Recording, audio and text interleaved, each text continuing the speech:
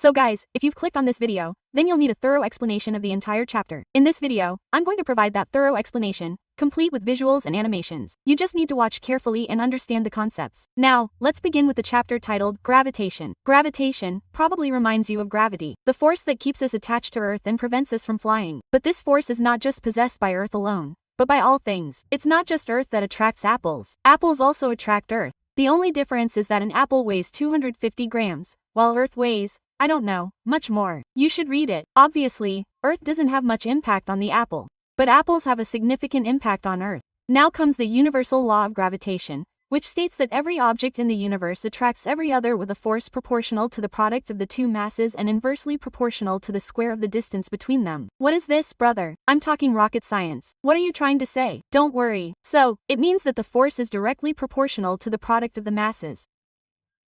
This means that the greater the answer obtained after multiplying all the masses, the greater the gravity. Simply put, the greater the mass or weight, the greater the gravitational force. And the force is inversely proportional to the square of the distance. This means that the further away you go, the lesser the force, and the closer you get, the more gravity you feel. We can also write this universal law of gravitation in an equation, g(m)(m)d². Memorize this and remember that F is force. The large m is the mass of the first object, the small m is the mass of the second object, and d is the distance. Now, where does this big G come from? I won't explain it. But memorize its value and remember that it's the universal gravitational constant, 6.710 to the power 11. Remember that it's a constant and never changes within the universe. Now, let's get down to the numerical part. The mass of the Earth is 6*10 re to the power 24 kilograms. And that of the moon is 7.4*10 re to the power 22 kilogram. If the distance between the Earth and the moon is 3.8410 re to the power 5 kilometers, calculate the force exerted by the Earth on the moon. So, in this question, we've basically given the masses of the Earth and the moon, and we've said to find the force exerted by the Earth on the moon. So, first, we write down the Earth's mass, the moon's mass, and the distance between the Earth and the moon. Since d is the distance, its SI unit is meters, not kilometers. Therefore, we'll first convert the value of d from kilometers to meters. As we learned, F equals g(m)(m)d². We need to use this formula to find the force, and plug in the values for all the elements. Just doing this, we have our answer. 2.0110 re to the power 20 newtons. And if you don't understand, pause and understand. Now, why don't you think the moon doesn't fall onto Earth if the Earth attracts it? Actually, the moon was moving sideways when it got trapped inside Earth's orbit. Meaning, the moon always wants to move sideways, but due to gravity, it's attracted to Earth. The sideways force is what prevents it from falling onto Earth. But due to gravity, it can't escape or move to the side. Therefore, it keeps rotating around the Earth because it's also applying force to the side, while the Earth is also attracting it. This force, which the Earth is applying to attract the moon, is called centripetal force. Centripetal force is the force that attracts towards the center. The word centripetal also means center seating, meaning pulling towards the center, because the Earth pulls the moon towards itself. Therefore, the force the Earth exerts on the moon is called centripetal force. Now we come to the topic of free fall. In free fall, an object falls downward, and this is what free fall is all about. An object falling downward, on which no other force is being applied. For example, if I threw a stone from the Burj Khalifa, it would go into free fall and continue falling until it hit the ground. Now, it's not true that the stone I threw from the Burj Khalifa will remain at the same speed, because gravity will increase its speed. Meaning, it will accelerate, and when it accelerates, its acceleration is constant.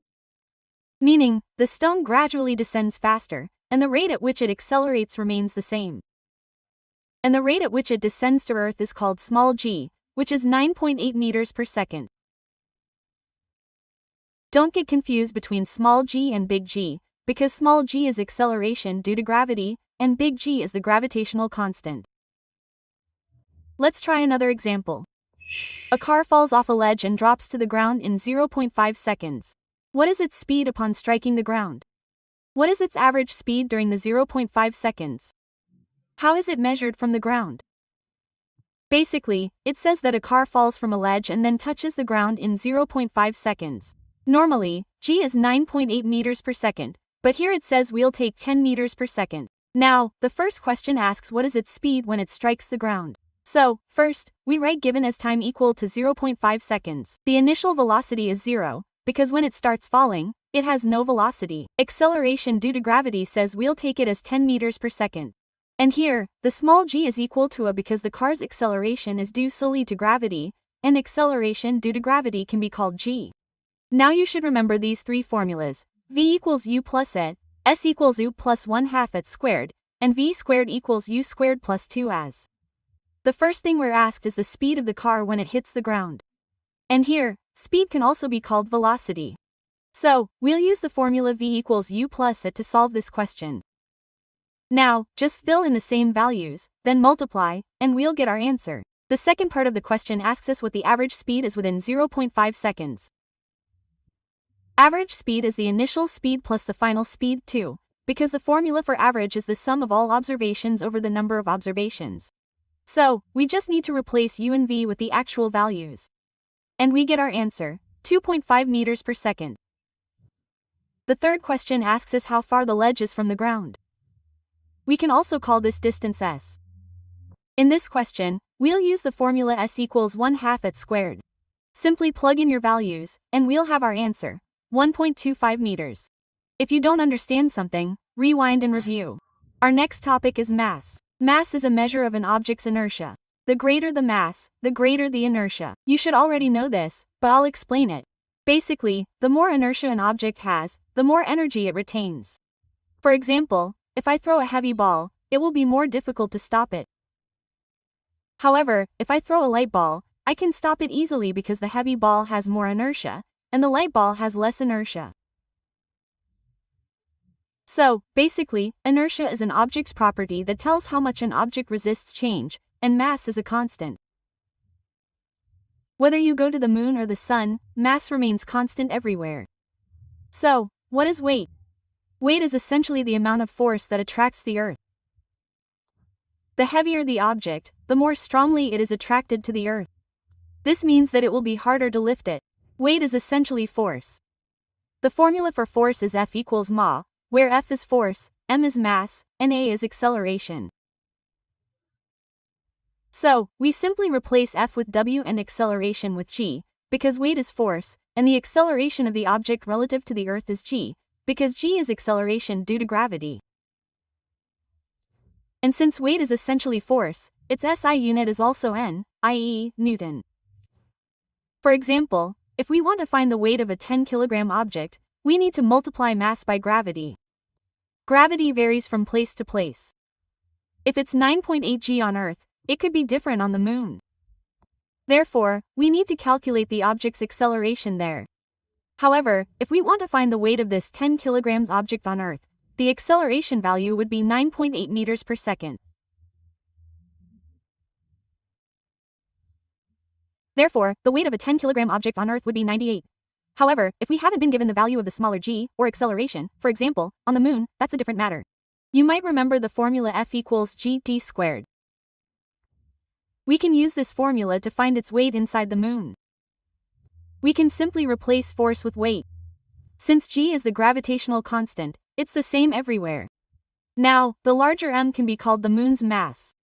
And the smaller m is the mass of the object. Now, d is the distance, so what should we call it?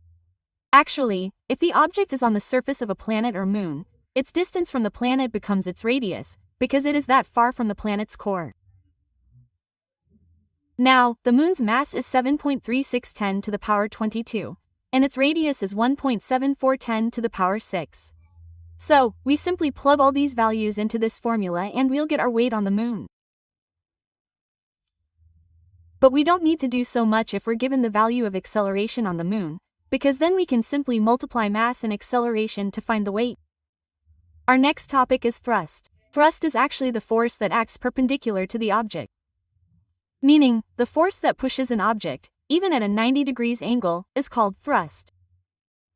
For example, if I push a box with a stick at a 90 degrees angle, the stick will exert thrust on the box.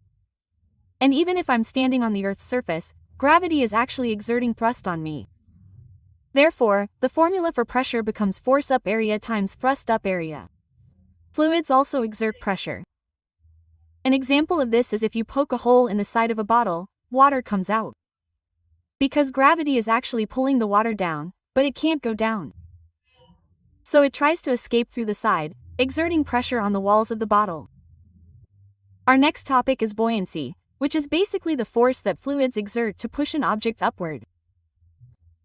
For example, water pushes a boat upward so that it floats and doesn't sink.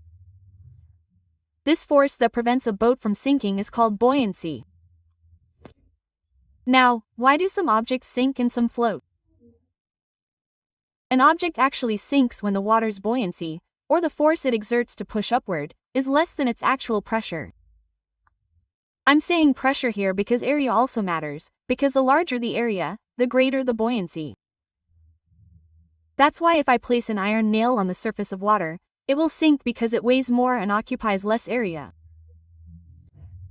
However, if I place the core itself on the surface of water, it will float because the pressure it exerts on the water is less. It occupies more area than the iron nail and is also lighter. Now comes the Archimedes principle, which states that when a body is fully or partially immersed in a fluid, it experiences an upward force that is equal to the weight of the fluid displaced by it. For example, if I attached a stone to a string and then immersed it in water, the string would stretch less. Meaning, the string would contract and become shorter. Because the string would actually be under less weight due to the buoyancy. Whether the object floats or not, the water is still exerting upward force on it, and it's exerting a force equal to the weight of the water it displaces. Meaning, when we immersed the stone in the water level rose, and the more the water level rose, the greater the upward force exerted on the stone. This principle has been very useful in real-world applications, such as designing ships, submarines, and lactometers. And don't be confused with the lactometer. Lactometers are meters that measure how pure or impure milk is, allowing people to distinguish between milk and water. Now, let's move on to our last topic, relative density. The first thing to consider is what density is. Density is mass over volume. It means how much mass is there inside an object of a given volume, and relative density is the density in comparison to water. Whose formula is density of a substance upon density of water.